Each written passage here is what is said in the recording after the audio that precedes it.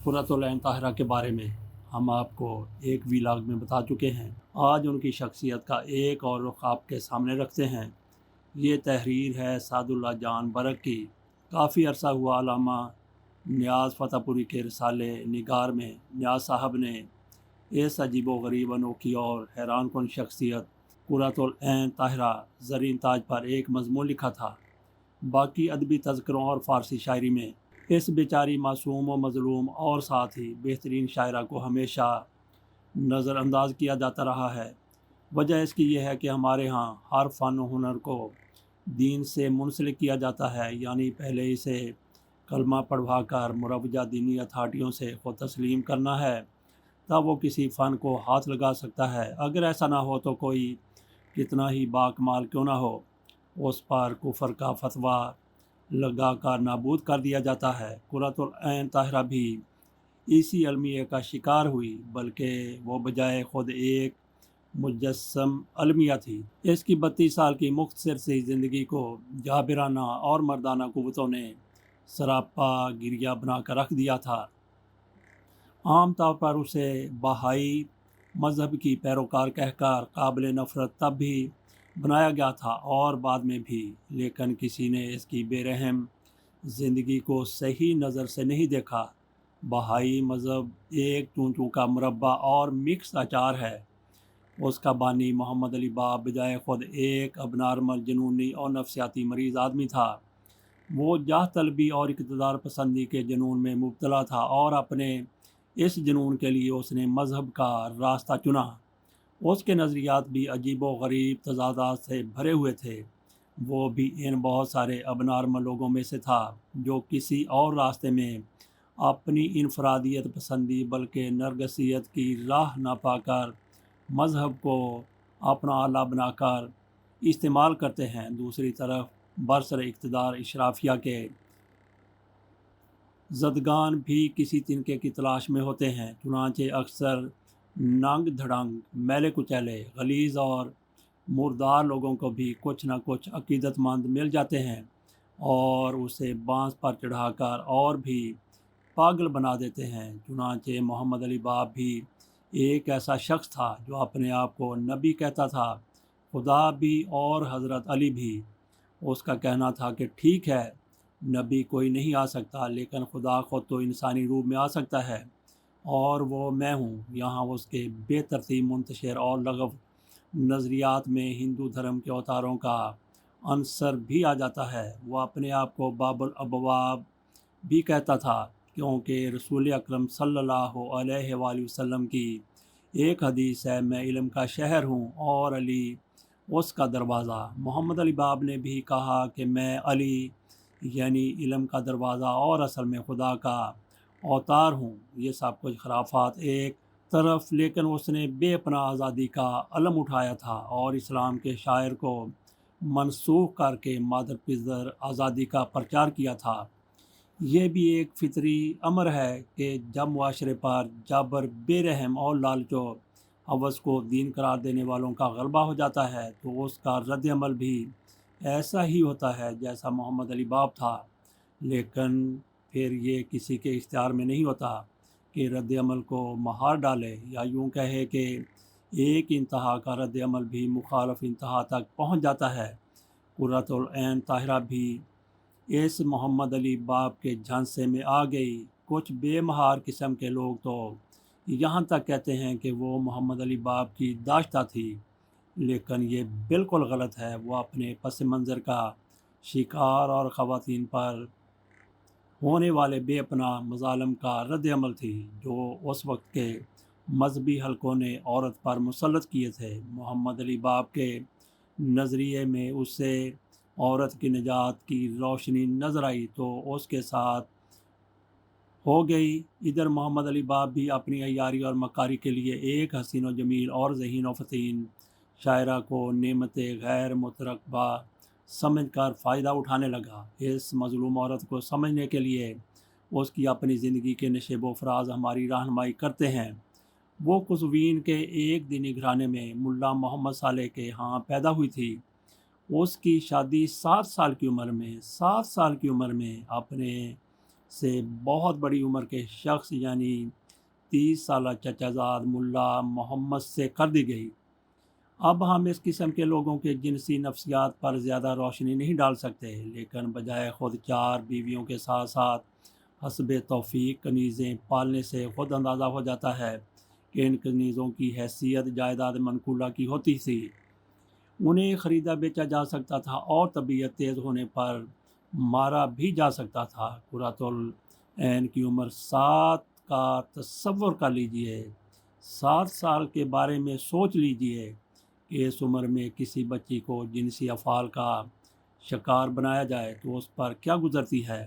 خیر، اپنے خاندان کی سخت گرفت میں اس کی دینی تعلیم بھی جاری رہی، لیکن بے وقت جنسی عمل نے اسے جنسی طور پر ایک برف کا تودہ بنا دیا۔ وہ عورت رہی ہی نہیں، پتھر بن گئی۔ لیکن اس نے ایک بڑا جرم یہ کیا کہ اپنے گھر پر خواتین کو جمع کر کے ان میں آزادی کا زہر پھیلانے لگی، جس کی پاداش میں چچا اور اس کے شوہر نے اسے بے پناہ تشدد کا نشانہ بنایا۔ لیکن وہ نہ سدھری تو طلاق کا ٹھپا لگا کر اسے گھر سے نکال دیا گیا۔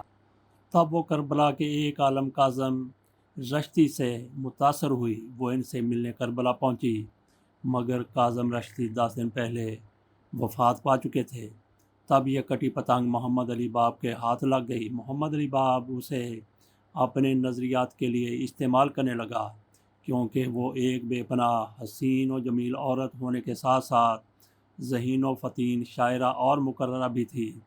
اسے صرف محمد علی باب کے نظریات میں آزادی اور خاص طور پر مظلوم و مقہور عورتوں کی آزادی کا پہلو نظر آتا تھا۔ دوسرے معاملات سے اسے کوئی سروکار نہیں تھا۔ محمد علی باب تو اپنی اقتدار پسندی کے جوش میں حکومت وقت کے ساتھ بھی بھیڑ گیا اور جگہ جگہ اس کے پیروکاروں اور سرکاری افواج کے درمیان لڑائیاں اور جھڑپیں ہونے لگیں، جن میں آخر کار محمد علی باب کا خاتمہ ہو گیا۔ اس کے بعد اس کا جانشین بہاؤاللہ تھا، جس کے نام کی وجہ سے اس کے مذہب کو بہائی مذہب کہا جانے لگا، جو کسی بھی لحاظ سے مذہب نہیں ہے بلکہ مادر پدر آزاد نظریات کا ایک پیچیدہ سا مرکب ہے۔ کہیں کہیں اب بھی بہائی لوگ قلیل تعداد میں پائے جاتے ہیں۔ ہم یقین سے تو نہیں کہہ سکتے کہ مرحوم سجاد حیدر یلدرم جو ترکی میں رہے تھے، انہوں نے اپنا تخلص ترکی زبان کا یلدرم رکھا، جو غالباً شیر کو کہتے ہیں، اور پھر شاید انہوں نے اپنی بیٹی کا نام بھی قرۃ العین حیدر رکھا۔ اس قرۃ العین طاہرہ زرین تاج سے متاثر ہو کر رکھا ہے۔ ہو سکتا ہے کہ یہ سارا ہمارا اندازہ ہو، لیکن دونوں قرۃ العین میں کافی مشابہت پائی جاتی ہے۔ لیکن قرۃ العین طاہرہ نسبتاً زیادہ جابر شاہی اور ملائی نظام میں متحرک ہو گئی تھی۔ عورتوں پر ظلم و ستم سے نفرت اور ان کی آزادی کا جنون اس کے سر میں تھا۔ وہ اسے لے ڈوبا۔ جنسی طور پر تو ہم نے پہلے بھی بتا دیا کہ وہ بچپن میں شکار ہو کر پتھر بن گئی تھی، اس لیے اس قسم کا کوئی داغ اس کے دامن پر نہیں۔ اگر کوئی خام خواہ الزام لگاتا ہے تو وہ زیادتی کرے گا۔ آخر میں جب وہ گرفتار کر کے بادشاہ ناصر الدین قاجار کے سامنے پیش کی گئی تو شاہ قاجار نے بھی اسے شادی کی شرط پر آزاد کرنے کی پیشکش کی، لیکن اس کا ایک ہی جواب تھا: تو ملکو جاہو سکندری، منو رسمو راہ قلندری، اگر آنکھ خوش است در خوری، ورنہ این بدست دے مرا سزا۔ آپ ملک و منال اور سکندری والے ہیں اور میں قلندر، اگر یہ قبول ہے تو ٹھیک، ورنہ سزا دے دیجئے۔ قاجار کئی دن اسے یہ پیشکش کرتا رہا، لیکن وہ نہیں مانی۔ آخر کار جب یہ کھلونا اس کے ہاتھ میں نہیں آیا تو اس کی موت کا حکم صادر ہوا۔ سزائے موت کے وقت یہ بھی ایک تخصیص ہے کہ اسے مارنے کے لیے کئی جلاد لائے گئے تھے، لیکن سب نے انکار کر دیا، حالانکہ وہ حکم عدولی کی سزا بھی جانتے تھے۔ لیکن وہ اس حسن مجسم کو کیسے مارتے؟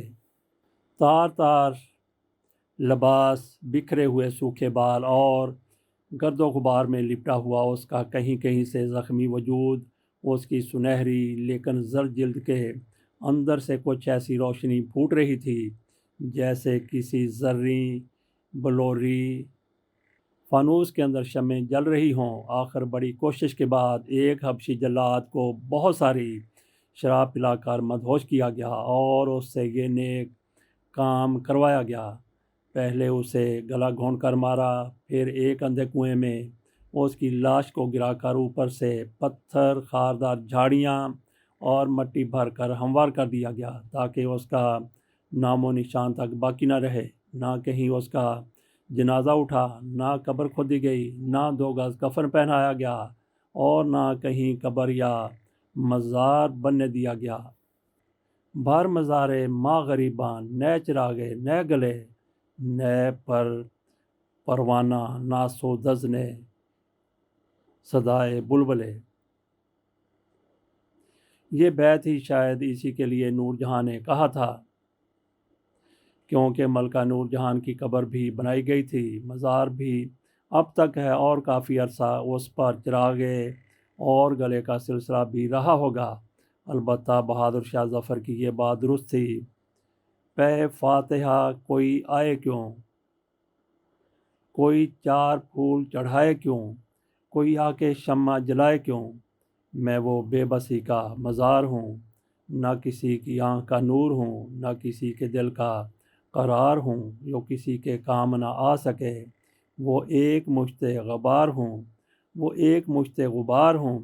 قرۃ العین کا نام معروف ادبی تذکروں میں بہت کم لیا گیا ہے۔ اس کا کلام بھی بہت کم لوگوں کی یادداشتوں میں باقی رہا، اور اس تھوڑے کلام سے اس کی شاعرانہ صلاحیت کا اندازہ ہو جاتا ہے۔ یہ تھی قرۃ العین طاہرہ زرین تاج، جو 7 سال کی عمر میں جوان ہوئی یا کر دی گئی اور 32 سال کی عمر میں بے نشان کر دی گئی۔ اور اگر وہ نصیر الدین شاہ قاجار کی پیشکش مان لیتی تو ملکہ ایران بھی بن سکتی تھی، بلکہ کئی اور بھی دین و دنیا کے اکابرین اس کے لیے آغوش دل وا کیے ہوئے تھے، لیکن اس کی تعمیر بلکہ تخریب ہی ایسی ہوئی تھی کہ اس کا سب کچھ مسمار اور ڈیمالش کر دیا گیا تھا۔ جلا ہے جسم جہاں دل بھی جل گیا ہوگا، قریدتے ہو جو اب راکھے جستجو کیا ہے۔ یہ تھا قرۃ العین طاہرہ کی شخصیت کا ایک اور رخ۔ اجازت دیجیے، سعد اللہ جان برق کی یہ تحریر تھی۔ اللہ حافظ۔